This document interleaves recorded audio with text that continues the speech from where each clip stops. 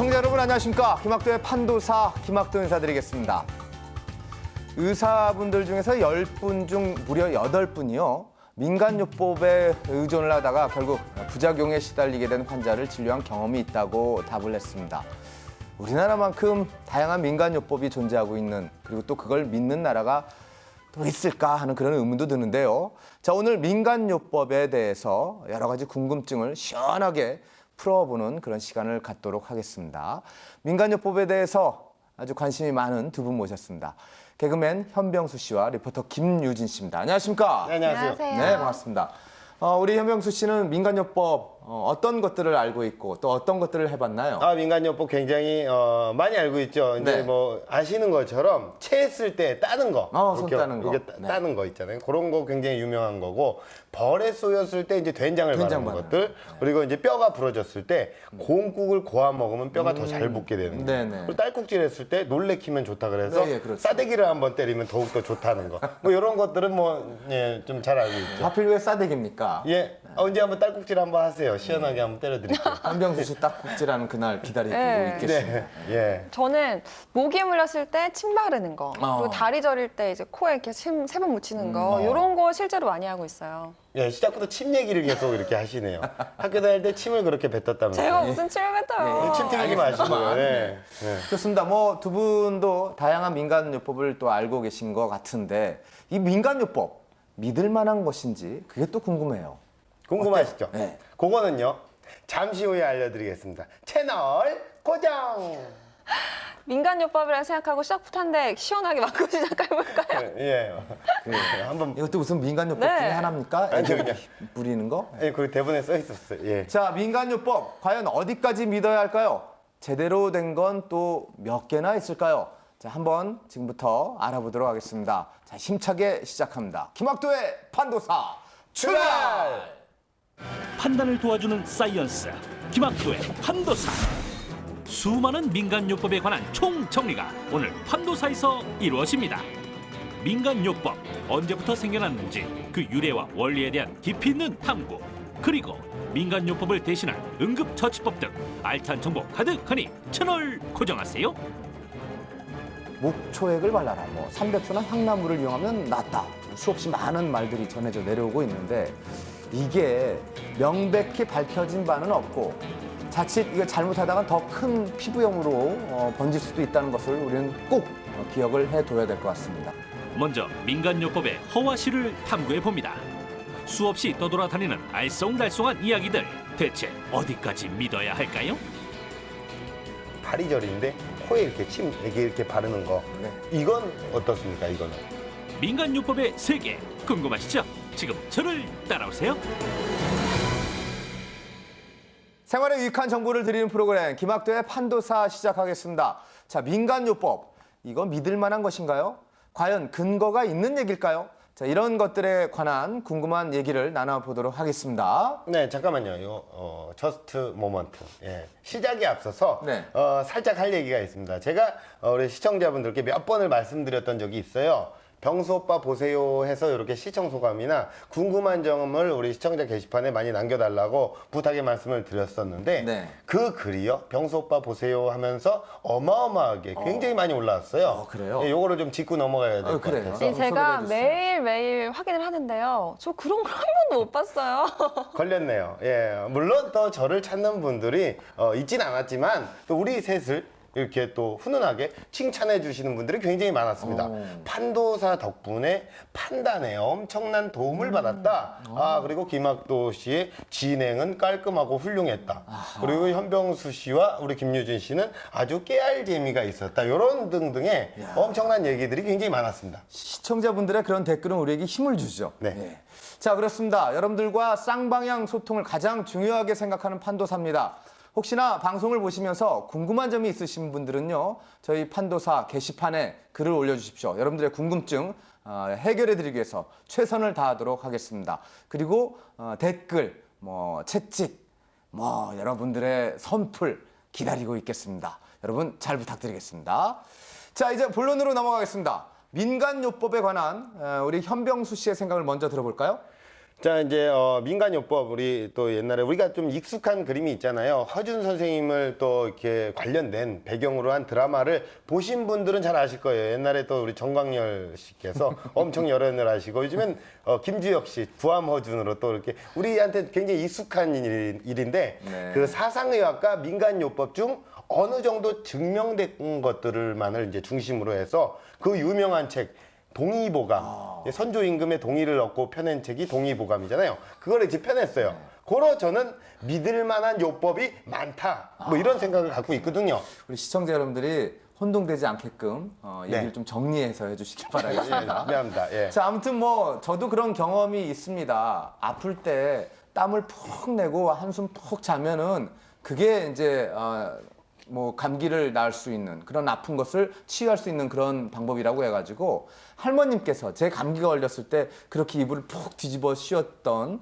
그런 경험이 있었었는데 네. 이것도 민간요법의 하나겠죠? 네, 근데 말이죠. 그런 건 개운한 느낌일 뿐이지 지나치게 땀을 많이 내는 건 좋지 않다는 말씀 해드린 적 있죠. 제대로 전해 내려온 것도 물론 있겠지만 잘못 전해 내려오는 것도 굉장히 많아요. 네, 근데요, 그게요, 분명히 지금 장점이 있어요. 그 유진 씨 같은 경우에 단점을 얘기를 하는 건데 잘못 전해왔다. 이거 학교 다닐 때 침 좀 뱉는 애들이 비관적으로 이제 생각을 해서 그런 경우인데 분명히 장점이 있습니다. 아플 때 먹으라는 것들 대부분 잘 보면요 영양소가 풍부한 것들이에요. 그리고 좋으니까 이걸 먹고 낫고 이렇게 전해 내려오는 거 아니겠습니까? 그 현병수 씨의 생각은 민간요법은 믿어라.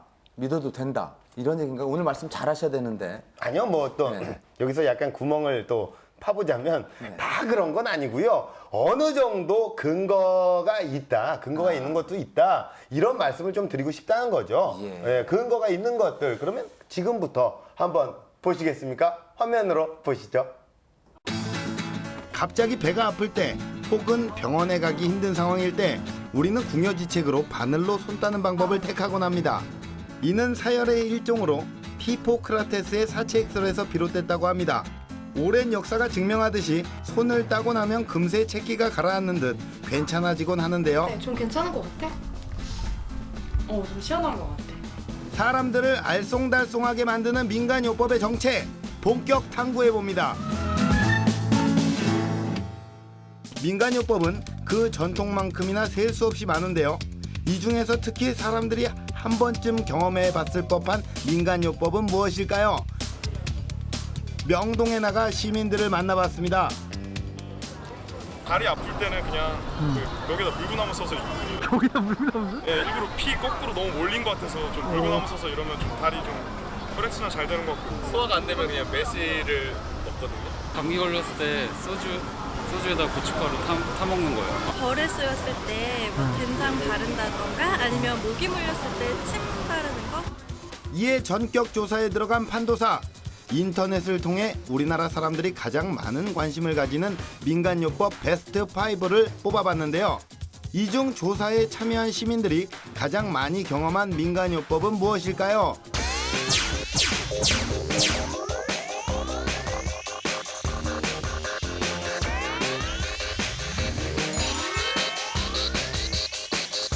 그렇다면 영광의 주인공 매실의 효과는 단순히 심리적인 것일까요? 이 매실의 신맛은 소화기관을 자극해가지고 위장과 십이지장의 소화액 분비를 촉진시켜주고 또 이제 이 피크린산 성분은 살균력이 아주 뛰어나기 때문에 식중독과 장염을 예방하는 효과가 있을 뿐만 아니라 이 매실은 해부학적인 문제가 없는 일반적인 기능성 복통까지를 치료할 수 있는 아주 좋은 음식입니다. 2위를 차지했죠. 감기에 좋다는 도라지차의 효과도 궁금합니다. 특히 도라지 사포닌 성분 같은 경우에는 이 폐와 기관지의 염증을 줄여주고 또 이제 기관지 점막 기능을 회복시켜주면서 면역력을 증강시켜주기 때문에 기침이나 천식, 감기 같은 것을 낫게 하는데 아주 뛰어난 효과가 있습니다. 매실차나 도라지차처럼 효과적인 민간요법은 다 그만한 이유가 있는 법. 수많은 사람들이 오랜 세월에 걸쳐 경험한 결과물이기 때문인데요. 통증을 느낄 때 지압으로 통증을 완화하는 것 또한 의학이 발달하기 전부터 전해 내려온 대표적인 민간요법입니다. 이렇듯 현대에 와서 민간요법은 그 효능이 속속 검증되고 있는데요.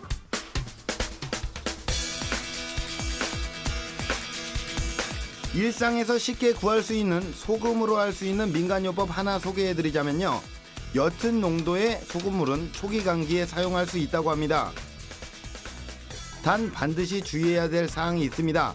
그 초기 감기에 콧물 같은 것들이 많이 날 때 비강 세척이 도움이 되냐 하는 건데 일정 부분 도움이 될 수 있습니다. 그러나 반드시 주의해야 될 것은 고농도의 소금물로 하게 되면은 비강에 손상을 입힐 수 있기 때문에 반드시 생리식염수 정도의 농도로 하시는 것이 좋겠고요. 그리고 이것도 이제 염증이 진행되지 않고 초기 정도였을 때 효과가 있는 거지, 염증이 어느 정도 진행이 되고 나면 그런 경우에는 이비인후과 치료를 받던가 또 전문적인 약물을 쓰는 것이 더 합리적입니다. 그렇다면 외국의 경우에는 어떨까요? 외국에도 민간요법이라는 것이 있을까요? 聞いた時に喉にネギ首に Orange, make it hot and put a little bit salt. Salt and drink it. 그 밖에도 우리나라의 삼계탕처럼 외국의 보양식으로 치킨 수프를 즐겨 먹는다고 하네요. 또 한 가지 재미있는 사실은 우리나라에서 딸꾹질을 멈추게 하는 방법으로 쓰는 숨참기. 이 방법을 외국에서도 똑같이 쓰고 있다는 겁니다. When you have the hiccup, usually you either like hold your breath for a while, or like you also like just press on your nose and wait for a bit. It should be like usually. 외국에도 우리나라와 비슷한 민간요법이 있다는 사실이 조금 놀라운데요. 그런 우리의 눈을 더욱 번쩍 뜨이게 하는 소식이 있습니다. 현대에 와서 완치되는 병도 많아졌지만 신종 바이러스의 등장이 우리를 불안하게 하는데요. 중국의 향신료로 쓰이는 팔각은 신종플루의 치료제인 타미플루의 원료로 쓰이며 그 몸값도 천정부지로 치솟았다고 합니다. 민간요법은 이제 현대의학 발달의 밑거름이 된 셈인데요. 이제 우리의 과제는 이것을 현명하게 받아들이는 일이 아닐까요? 네, 잘 봤습니다. 어느 정도 근거가 있다고 밝혀진 민간요법도 많다는 그런 얘기를 현병수 씨가 해주었습니다. 콧물이 날 때 이제 소금물이나 배탈의 매실차 같은 건 의학적으로도 충분히 근거가 있다는 그런 얘기군요. 네, 그렇죠. 이제 그리고 방송에서 네. 다 나오진 않았지만요. 마늘을 머리 밑에 이렇게 놓고 자면요. 잠이 잘 온다. 마늘이 마누라 기능을 하는 거죠. 편안하니까. 네. 억지죠? 미안합니다. 그리고 감기에 파뿌리를 달여 먹으면 좋다. 뭐 이런 거를 믿는 분들도 계셨고요. 네. 특히나 멀미 날 때 생강을 먹으면 좋다는 거. 예, 생강을 먹으면 아무 생각이 안 나거든요. 네. 계속 미안하게 됐습니다. 어쨌든. 뭐 그런 얘기는 뭐 저도 예. 들어본 적은 있는 것 같습니다. 네. 아무튼 뭐 민간요법이 시골요와 관계된 게 참 많이 있는 것 같은데 이게 왜 그런 건지 모르겠어요. 아무래도 현대 문명이 고도로 발달하기 전에는 교통이 불편할 뿐더러 병원 찾기도 힘들었죠. 그러다 보니까 손쉽게 얻을 수 있는 동식물이나 식원료를 이용을 하고요. 따거나 지압하는 등 손으로 할 수 있는 것들이 주를 이루는 거고요. 예. 가만히 보면 이제 민간요법은 예부터 이렇게 전해 내려오는 전승요법이라는 그런 건데 그래서 검증이 안 된 것도 많을 수 있다 이런 생각이 저는 듭니다. 네, 그럼요. 쉬운 예로 어르신들이 허리 안 좋을 때 이것저것 좋다는 거 많이 다려 드시잖아요. 그런데 먹는 것에만 의존하시다가 팔다리까지 통증이 번지고 또 수술이나 치료까지 해야 하는 그런 지경에 이르게 되는 거죠. 그런 게 이제 민간요법을 잘못하게 돼서 큰 피해를 본 그런 경우일 텐데 네. 그 밖에 다른 뭐 부작용이 일어난 민간요법들 준비된 게 있습니까? 네, 제가 지금부터 민간요법을 맹신하면 어떻게 되는지 낱낱이 알려드리겠습니다. 민간요법의 문제점은 과학적으로 검증이 되지 않은 방법이라는 점에 있는데요. 맹신은 금물, 무엇보다 알고 실천하는 것이 중요합니다. 우리가 알고 있는 민간요법에 대한 오해, 그 첫 번째는 소주는 알코올 대용이다? 감기에 걸렸을 때 소주에 고춧가루를 타서 먹으면 된다는 얘기 들어보셨을 텐데요. 과학적으로 근거 있는 얘기일까요? 고춧가루에 비타민 C가 많이 함유되었다는 것으로 시작된 민간요법인데요. 사실 감기는 바이러스에 의한 질환으로 비타민 C를 많이 먹는다고 감기가 완치되는 것은 아닙니다. 오히려 소주에 들어있는 알코올이 여드름과 같은 염증성 피부 질환을 악화시킬 수도 있고 고춧가루가 자극을 일으켜서 피부에 트러블이나 염증성 피부 질환이 발생할 수도 있습니다. 실제로 소주를 피부에 발랐다가 피해를 봤다는 사례자를 만날 수 있었는데요. 얼핏 보기에도 상태가 심각해 보이죠?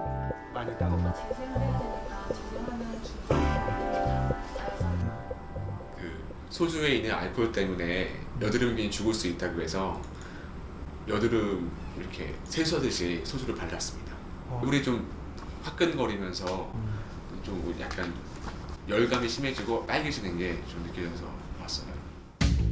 그렇다면 소주가 여드름에 어떤 작용을 했기 때문일까요?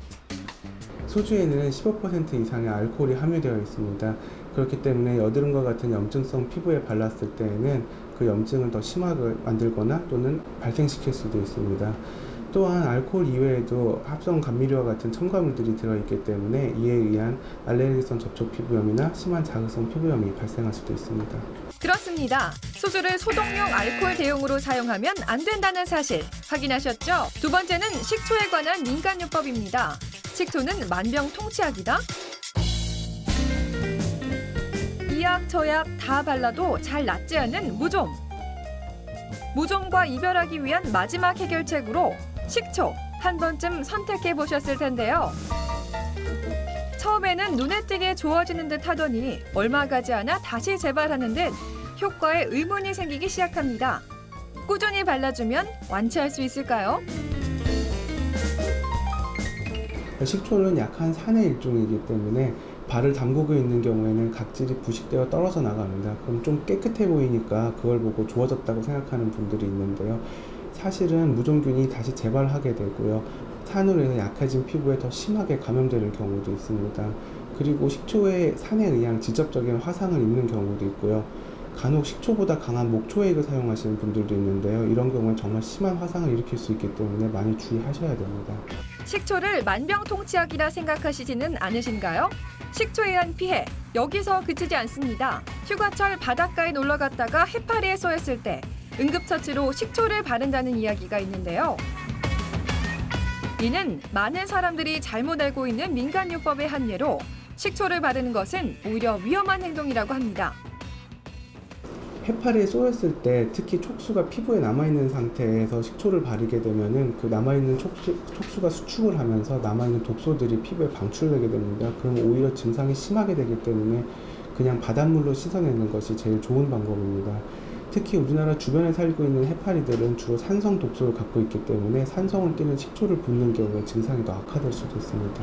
식초로 응급처치를 하는 사람들이 속출하자 급기야 보건복지부는 대처 요령을 알리는 공고문을 배포했습니다. 공고문 어디에도 식초에 관한 얘기는 없는데요. 바닷물로 세척하는 것이 가장 좋은 방법이라고 하네요. 식초는 절대 만병통치약이 될 수 없다는 사실 확인하셨죠? 이처럼 잘못된 민간요법은 증상 악화를 가져오는 것은 물론 심하면 사망에까지 이를 수 있다고 하는데요. 민간요법을 즐겨 찾는 분들 사이에서 이미 입소문으로 유명한 야생버섯. 이 야생 독버섯으로 인한 사고는 2012년만 해도 총 8건으로 발생 환자 32명 중 4명이 사망했다고 합니다. 무분별한 민간요법이 사망에까지 이르게 한다는 충격적인 결과인데요. 민간요법의 경우에는 그 효과나 부작용이 과학적으로 입증된 것이 없는 것이 대부분입니다. 사람마다 치료에 대한 반응이 다르기 때문에 나에게 말해준 사람에게 효과가 있었다고 해도 나에게는 오히려 해로 작용하는 경우도 많이 있습니다. 그렇기 때문에 민간요법을 무턱대고 시행해보는 것은 좀 위험하다고 할 수 있습니다. 우리나라 국민이 민간요법에 쓰는 돈만 해도 연간 8조 6천억 원이라는데요. 이 어마어마한 돈이 낭비되는 일이 없도록 잘 알고 사용해야겠습니다. 네, 잘 봤습니다. 민간요법을 맹신하다가 큰일 날 뻔한 그런 사건, 사고들을 갖고 오셨는데 화면 보니까 무섭네요. 네, 그렇죠. 해파리 쏘인 데는 식초가 좋다는 잘못된 민간요법을 얼마나 많은 사람들이 믿었으면 네. 보건복지부에서 식초 절대로 바르지 말 것을 공식적으로 권고했죠. 예. 피부 질환에 관한 민간요법이 더 많이 있는 것 같은데요. 목초액을 발라라, 300초나 향나무를 이용하면 낫다, 수없이 많은 말들이 전해져 내려오고 있는데 이게 명백히 밝혀진 바는 없고 자칫 이거 잘못하다가 더 큰 피부염으로 번질 수도 있다는 것을 우리는 꼭 기억을 해둬야 될 것 같습니다. 네, 그렇죠. 게다가 오프닝 때 병수 씨가 말씀하셨던 것처럼 다쳤을 때 뼈 고아 먹는 것. 근데 이거는 나이가 좀 지긋하신 분들은 피해야 되는 게요. 뼈를 삶을 때 나오는 인성분이 칼슘을 밖으로 내보내는 역할을 한다고 해요. 그러니까 오히려 뼈에 더 안 좋을 수도 있는 거죠. 네, 그럼 뭐 근데 그거는 이제 영양식인 만큼 가끔 먹는 거는 또 아주 좋지만 근데 그거를 이렇게 뼈를 다쳤을 때 매일매일 먹는 건 피해야 한다 뭐 이런 얘기잖아요. 그죠? 네, 그렇죠. 근데 유진 씨가 그 아까 얘기한 거 있어요. 발이 저린데 코에 이렇게 침 이렇게 바르는 거. 네. 이건 어떻습니까? 이거는? 근데 이거는 뭐 몸에 큰 해를 끼치는 건 아니지만요. 이게 사실 다른 행동으로 잠시 신경을 분산시킬 수 있을 뿐 과학적으로는 근거가 없으니까 뭐 굳이 안 해도 될 행동이라는 거죠. 예, 그렇죠. 동의합니다. 이 벌에 쏘인 데다가 화상 입은 데다가 또 된장 바른 이런 것들이 있죠. 이게 또 2차 감염을 주의해야 한다는 얘기가 있습니다. 자, 이렇게 유진 씨는 맹신하면 큰일 난다는 우려의 말씀을 전해줬고요. 우리 현병수 씨는 과학적으로 증명이 된 민간요법에 대해서 정리를 해주셨는데, 자, 그렇다면 우리가 민간요법을 어떻게 사용해야 옳은 방법일까요? 자, 이분의 판단을 한번 따라 보도록 하겠습니다. 전문가 선생님. 우리가 이제 바람직한 민간요법을 시행하는 방법 중에 가장 기본이 되는 것은 그러한 민간요법이 과연 의학적으로 합리성이 있는지를 먼저 따져야 되겠고요. 그리고 누가 뭘 했기 때문에 먹고 좋아졌기 때문에 나도 좋아질 거라는 그런 맹신은 피하시고 반드시 이런 민간요법을 하더라도 전문 한의사와 상의를 하시고 난 다음에 시도를 하는 것이 도움이 되겠습니다. 네, 말씀 감사합니다. 정리를 한번 해보자면 민간요법은 과학적, 의학적으로 검증된 것들로 사용을 하되 민간요법의 힘을 빌리는 것보다는 병원을 바로 찾는 게 더 바람직하다라는 그런 말씀이셨습니다. 근데 옛날에 병원이 없을 때 또 빨리 어떻게든 응급처치를 해야 할 때 그때는 민간요법이 급한 마음에 많이 쓰였던 거고요. 요즘에는 의학이 아주 많이 발달했으니까요. 그렇죠. 네, 그렇죠. 그리고 먹는 거기 때문에 그리고 영양소가 굉장히 풍부하니까 환부에 적용을 해도 이거는 좋게 작용할 거야. 이런 심리들이 있는 게 사실인데요. 하지만 우리가 또 지난주에 배웠지 않습니까? 먹어서 작용하는 것과 피부가 흡수하는 거는 엄연하게 다른 구조입니다. 꼭 기억하시길 바라겠습니다. 그래요. 네. 네, 딱꼭질한다고 딱을 때리는 거 이거 과학적 근거 없는 얘기입니다. 네. 알겠습니다. 현재 우리 몸의 진단을 가장 정확하게 할 수 있는 건 뭘까요? 현대의학입니다. 몸이 아프다 할 때는요, 민간요법을 생각하기보다는 가까운 병원을 찾으시는 게 더 현명하고요.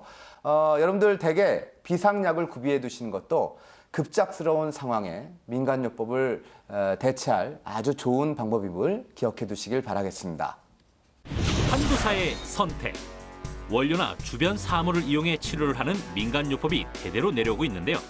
벌에 쏘이면 된장을 바른다, 해파리에 쏘이면 식초를 바른다 등 그 종류도 다양합니다.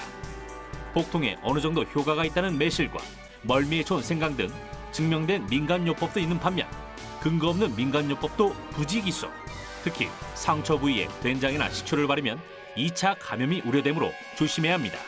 민간요법은 병원 가기 힘들던 시절 급한 마음에 행하던 것인 만큼 민간요법에 의존하는 것보다는 병원을 찾아 치료를 하는 게 더 현명한 방법임을 꼭 기억하세요. 동급 최강 교양정보 프로그램 김학도의 판도사 함께하고 계십니다. 자, 민간요법에 대해서 얘기를 나누고 있는데요. 아무리 민간요법 중에 믿을 만한 게 있더라도 일단 뭐 응급처치를 하시고 난 다음에 가까운 병원으로 가는 게 옳다는 말씀을 드렸습니다. 그런데 현실적으로 그렇게 그런 과정을 거치기에 좀 불가능한 그런 상황들도 발생을 합니다. 네, 그런 경우가 이제 있죠. 내가 이제 오지에 살고 있어서 근처에 병원이 없는 경우가 있을 수도 있겠고요. 그리고 당장에 기동력이 딸리거나 뭐 이럴 때가 있겠고요. 그리고 이제 한밤에 저 같은 경우에 아기가 자지러지게 우는데 이거 원인을 모르겠어요. 119 아저씨한테 전화를 해서 부르기도 미안하고 뭐 이럴 때도 있고 뭐 여러 가지 상황들이 있을 수가 있어요. 저는 몸살 났을 때 병원 갈 정도는 아니고 그렇다고 그래도 약을 먹고 좀 푹 쉬면 좋겠는데 그 약조차 사러 나가기가 귀찮을 때 그럴 때. 그럴 때는 이제 남자친구를 약사를 만나세요. 깔끔하게 약 잘 사야 주시고 예, 이 방송을 보시는 우리 약사분들은 꼭 김유진 씨 게시판에 올려주시기 바라겠습니다. 그래요. 아무튼 뭐 우리 현병수 씨 그리고 또 유진 씨가 얘기해준 그런 상황들이 사실 비상 상황이잖아요. 우리에게 안 오리라는 그런 보장은 없습니다. 그런 상황에 처했을 때 어떻게 대처를 해야지 가장 훌륭한 대처법이 될까요? 이럴 때는 이제 또 제가 또 고급 정보를 또 제가 알려드리는 대로 가르쳐 드리는 대로 하면 되시는 거죠. 좋습니다. 네. 그 시점이 왔군요. 예, 갑자기 나에게 그리고 소중한 내 가족에게 탈이 났을 때 무슨 문제가 생겼을 때 어떻게 해야 할까요? 우리 현병수 씨가 알려드리는 팁 오브 판도사에서 만나보시죠. 고품격 과학 지식 현병수의 TOP. 우리 가족의 건강 지킴이 가정용 상비약의 모든 것을 판도사에서 알아봅니다. 오늘만큼은 개그맨 현병수가 아닌 의사 현병수라고 불러주세요. 제가 판도사의 웃음 주치의 아니겠습니까? 여러분에게 해피 백신을 마음껏 처방해 드리겠습니다. 또 저는 한 가정의 가장으로서 우리 집의 주치의인데요. 가정에서 아기가 다쳤을 때, 아플 때 급하게 치료를 하기 위해서는 꼭 이것이 필요합니다. 그 자세한 내용을 함께 만나보시죠. 가정에 꼭 갖춰야 할 상비약 어떤 것들이 있을까요? 가정용 상비약의 필수품은 크게 세 종류로 의료기구, 외용제, 내복약으로 나눌 수 있습니다. 화상이나 찰과상에 대비해 반창고와 붕대는 필수품. 의료용 가위와 찜질 주머니도 따로 준비하면 좋습니다. 외용제의 경우 상처를 치료할 소독약과 항생제 연고는 꼭 준비해두세요. 피부 질환 연구와 통증 완화를 위한 파스도 필요합니다. 내복약은 무엇을 준비해야 할까요? 상비약으로는 가정용뿐만 아니라 여행 시에도 반드시 필요한 약들입니다. 일반적으로 소화제가 제일 많이 필요할 것이고 소화제, 지사제, 그 다음에 해열진통제, 종합 감기약들입니다. 때에 따라서는 알레르기 환자들이 많기 때문에 알레르기 항히스타민제, 그리고 또한 노인들을 위해서는 반드시 우황청심환이 필요하겠죠. 가족의 건강을 지키는 상비약 꼭 준비해두세요. 유비무환, 가정용 상비약을 잘 갖춰놓으면 마음이 든든합니다. 그런데 이렇게 준비만 해놨다고 해서 끝이 아닙니다. 올바르게 사용하고 잘 관리하는 것이 더욱 중요한데요. 상비약 보관에 관한 팁 오브 판도사 제가 준비했습니다. 함께 보시죠. 상비약의 올바른 관리법. 첫 번째는 직사광선과 습기를 피해 보관하는 것입니다. 창가에 두면 직사광선을 받아 약이 변질될 수 있고 냉장 보관 역시 습기가 찰 수 있어 삼가야 하는데요. 아이들의 손이 닿지 않는 안전한 곳에 보관하는 것이 중요합니다. 두 번째는 약의 유통기한을 확인하고 표시하는 것입니다. 약의 유통기한이 중요한 이유는 무엇일까요? 유통기한이 지나면 약효가 감소될 뿐만 아니라 때에 따라서는 변질도 되기 때문입니다. 특히 그 항생제 같은 경우 예를 들면 테트라사이클린 같은 거는 아주 나쁜 독성을 유발하게 되기 때문입니다. 약을 보관할 때에는 포장 봉투까지 같이 보관하거나 약의 용도, 구입 날짜, 유통기한을 기입해 표시해두는 것이 가장 좋습니다. 약은 최소 6개월에 한 번씩 정기적으로 점검해 새 것으로 교환하는 것이 중요한데요. 약의 유통기한이 남아있더라도 변색됐거나 냄새가 난다면 즉시 폐기해야 합니다. 약도 음식입니다. 건강하게 먹어야 하겠죠. 만약에 약의 포장지를 잃어버려서 용도를 알 수 없을 때는요. 대한민국 의학정보센터 홈페이지에 접속하시면 쉽게 검색을 통해 알 수가 있습니다. 세 번째는 상비약이 될 수 있는 똑똑한 먹거리에 대한 정보인데요. 이름하여 천연 상비약. 지금 확인해 보시죠. 천연 상비약 첫 번째 주인공 바로 생강. 생강에 들어있는 진저롤 성분은 염증을 완화하는 이부프로테인 성분과 유사해 근육통을 진정시키는데요. 통증학 퀴즈는 10일 동안 근육 운동을 한 사람 중 생강 2g을 먹은 사람은 그렇지 않은 사람보다 운동 후 근육통이 25%가 줄었다는 연구 결과를 발표했습니다.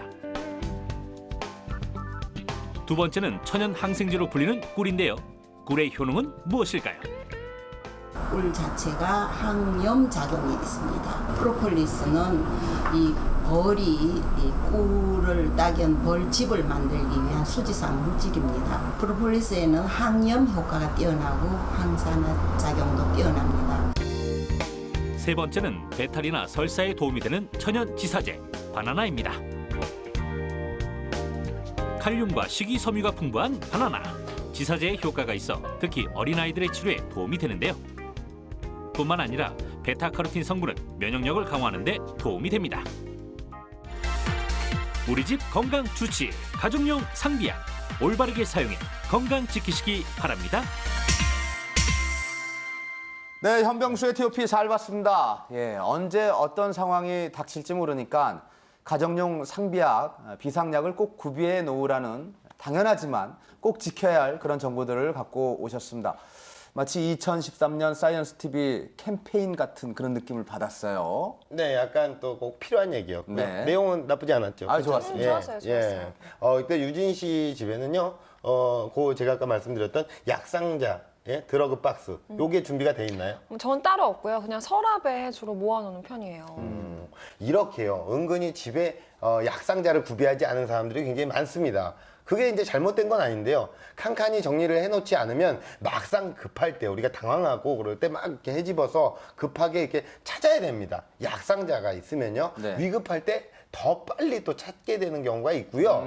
이거 얼마 안 하거든요. 아, 그래요? 약상자 구입을 강추를 하고 네. 우리 이 방송을 보시는 약사분들은 유진 씨에게 꼭 연락을 좀 왜 자꾸 주시면은 그러세요? 예, 유진 씨가 이렇게 번거롭게 할 일이 없을 것 같아요. 구인방송이 아니니까. 예, 얼마 전에 알겠습니다. 이별을 해서. 네. 다시 한번 제가 정리를 좀 해드리겠습니다. 집에 꼭 있어야 될 것, 외용제랑 내복약, 그리고 간단한 의료기구였습니다. 자, 그 밖에 또 뭐가 있었죠? 네, 제가 또 이제 베리카인드하게 다시 한번 또 정리를 좀 쉽게 해드리도록 하겠습니다.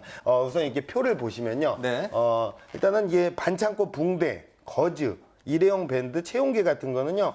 비교적 비싸지가 않아요. 사기가 쉽고요. 구비해 놓으시면 됩니다. 네. 그리고 소독약과 화상연고, 항생제, 연고나 파스, 소화제, 지사제, 해열 진통제 같은 것도요. 구비를 해 놓으시면요. 나중에 또 편하게, 편리하게 이용하실 수가 있습니다. 네, 이거 네. 뭐 다 필요한 것들이네요. 아, 그럼요. 내가 이거 쓸 일 있겠어? 안 아프면 되지? 뭐 이런 생각들도 하실 수 있을 텐데 이게 쓸 일이 생깁니다. 사람 일은 몰라요. 그렇습니다. 예. 돈 아깝다 뭐 이런 생각하지 마시고요.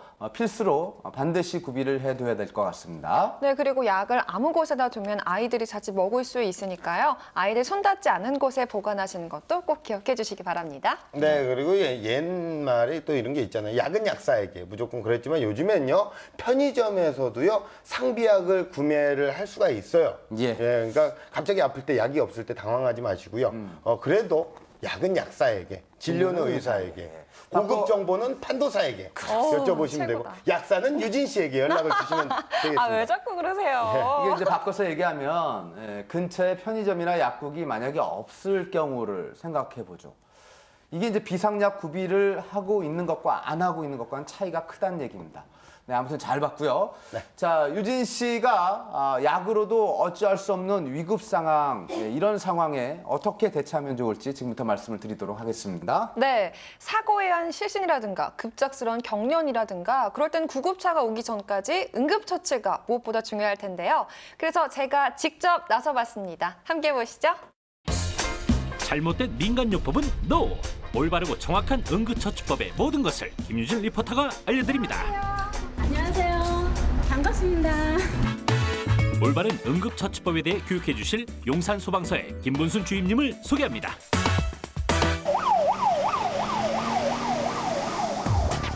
생활 속에서 다양하게 일어날 수 있는 안전사고들. 상황에 맞는 올바른 응급처치가 중요한데요. 먼저 외부의 충격에 의한 출혈이 있을 경우 올바른 지혈법에 대해 배워보겠습니다. 지혈하는 방법에는 어떤 게 있을까요? 직접 압박은 상처 부위를 직접 누른 다음 10분 정도 경과 후 거즈를 내고 압박붕대로 감는 방법이고요. 간접 압박법은 동맥점을 찾는 겁니다. 동맥점은 상지의 경우 팔 안쪽, 하지의 경우 대퇴부 안쪽, 그리고 얼굴의 부분은 관자동맥을 찾는 겁니다. 이때 주의하실 것은 우리 몸은 많은 혈관으로 혈액 공급을 받기 때문에 한 개의 압박점을 찾는다는 것은 어려운 일이라고 할 수 있겠습니다. 야외에서 지혈대를 이용할 때에도 주의사항이 있는데요. 지나치게 꽉 묶으면 혈관에 손상을 줄 수 있고 괴사를 초래할 수 있으므로 장시간 방치하는 것을 금해야 합니다. 선생님, 집에서 뜨거운 물을 쏟았거나 아니면 불에 데워서 화상을 입었을 때는 어떻게 해야 되나요? 또 특히 흔히 치약을 바르면 된다 이런 말도 있는데 이게 올바른 방법인가요? 화상은 화기를 빼주는 게 중요한데요. 이런 알코올이나 아까 말씀하신 치약 같은 걸 사용하시면 안 됩니다. 오히려 부작용이 날 수 있거든요. 그래서 마실 수 있는 물 이런 걸로 10분 정도 화기를 빼주는 게 중요합니다. 상처 부위를 물로 소독할 때에는 수포가 터지지 않게 주의해야 합니다. 수포는 상처를 보호해주는 보호막 역할을 하기 때문인데요. 깨끗한 거즈나 수건을 이용해 상처를 덮고 즉시 병원에 가야 합니다. 생활 속 올바른 응급처치법 두 번째는 음식물이 목에 걸렸을 때입니다. 음식물에 의한 기도 폐쇄는 호흡곤란 증세를 동반해 자칫 사망까지 초래할 수 있는데요. 상황에 따라 응급처치 방법에도 차이가 있습니다. 기침할 수 있어요? 그럼 기침 좀 해보세요. 분이 기침을 할 수 있다는 것은 부분적으로 막혔다는 얘기예요. 기침을 유도하면 음식물이 나올 가능성이 있습니다. 기침할 수 없어요? 기침할 수 없다는 얘기는 어느 정도 많이 막혔다는 얘기이기 때문에 이제는 하임리법을 실시해줘야 합니다. 주먹 쥔 손을 배꼽과 명치 사이 복부에 위치하고 반대 손으로 감싸 안습니다. 이후 아래에서 위로 강하게 밀어 올리면 되는데요. 1세 이하 영아의 경우엔 처치 방법에 차이가 있습니다. 1세 미만의 영아의 경우에는 흔들림 증후군에 주의하셔야 돼요. 그래서 귓볼과 귓볼에 손을 대서 목이 움직이지 않도록 해야 합니다. 이때 제 팔이 아이의 지지대가 될 수 있도록 이렇게 받쳐주시고 어깨뼈 사이를 5번 쳐줍니다. 젖꼭지 사이를 2손가락으로 5번. 선생님, 하임리법을 시행했는데도 음식물이 나오지 않고 의식을 잃게 되면 어떻게 해야 되나요? 그때는 심폐소생술을 시행하면 됩니다. 심폐소생술은 물놀이 사고나 심장마비에서도 시행하게 되죠. 압박점은 흉골의 2분의 1 아래지점인데 흉골을 찾는 방법은 쇄골의 가운데 명치의 끝부분을 이은 점이고 이 뼈의 2분의 1 지점인 아랫부분이 압박점이 되겠습니다. 압박점을 찾았다면 평행하게 양손 깍지를 끼고 손꿈치를 압박점에 댄 후 5cm의 깊이로 30회 정도 압박해줍니다. 그래도 의식이 돌아오지 않는다면 인공호흡을 시도해야 하는데요. 기도 개방을 확실히 하고 공기를 불어넣는 것이 중요합니다.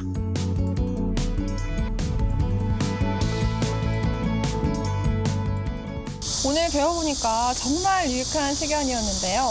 대충은 알고 있었지만 정확하게 하지 않으면 더 위험할 수 있는 만큼 올바르게 숙지하는 게 중요할 것 같습니다. 올바른 응급처치 방법을 제대로 하는 것이 건강과 생명을 지키는 길입니다. 꼭 기억하세요. 네, 잘 봤습니다. 이거 꼭 필요한 것들입니다.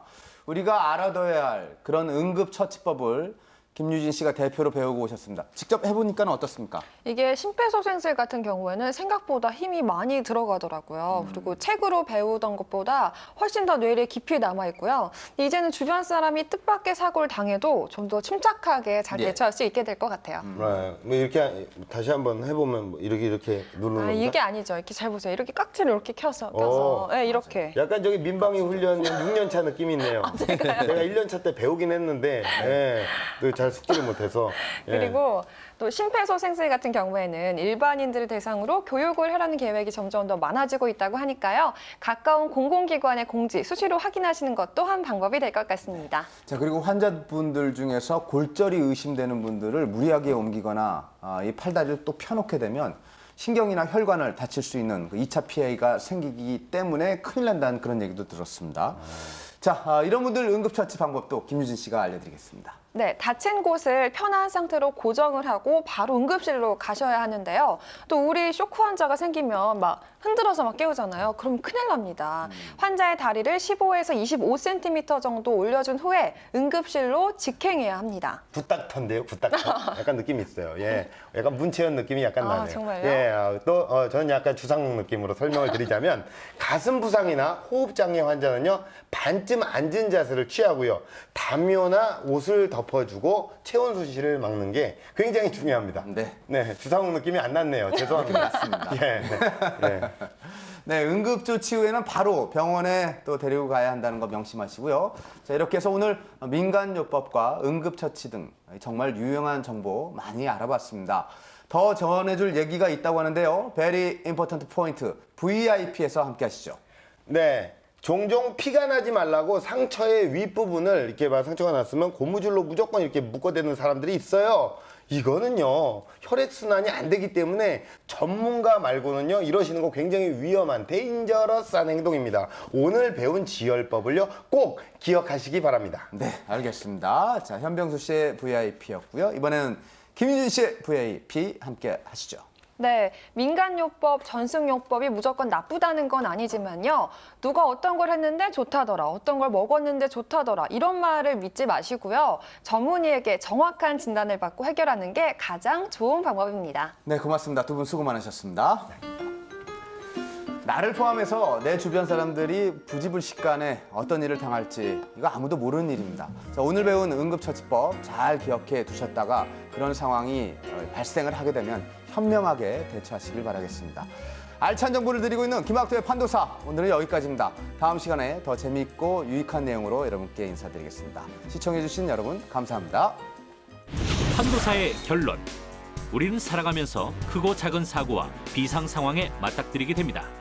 더 큰 사고를 막으려면 비상약을 구비하고 응급처치법을 익혀둬야 하는데요. 약은 유통기한을 잘 지켜 서늘한 곳에 보관해야 한다는 것도 꼭 기억하세요. 주변 사람들의 실신이나 경련 등에 대비해 기본적인 응급처치법도 익혀둬야 하는데요. 인공호흡, 심폐소생술 등은 가까운 공공기관에서 주최하는 실습 현장을 찾아가 직접 배우는 게 좋습니다. 비상 상황, 민간요법에 의존하거나 스스로 치료하려는 마음보다는 빨리 병원을 찾는 게 우선임을 꼭 기억하세요. 이제 다음 주에는요. 우리 현병수 씨 아이도 키우고 계시고 현금이, 네. 둘째도 또 둘째 이제 저 베이비, 축하드려요. 들어가 있어요. 모유가 좋을까, 분유가 좋을까? 아, 요것도 또 이게 쏠쏠한 거네요. 재미가 쏠쏠하고. 모유 지금 네. 먹이고 있나요? 아니면 분유 먹이고 있나요? 모유죠. 모유예요? 예, 저기 모유죠. 무조건 모유죠. 저도 모유 먹고 자랐고요. 세대가. 예, 분유값이 어디 있습니까? 먹고 살기 힘든데 모유가 엄마가 좀 고생해서라도 모유를 먹여줘야 애가 또 건강하게 자라는 거죠. 부인이 진짜 고생 많이 하실 것 같아요. 이 시간대 맞춰서 네. 줘야 되지. 이게 진짜 여자들이 그렇죠. 얼마나 힘든 일인데요. 어쩔 수 없이 분유, 네.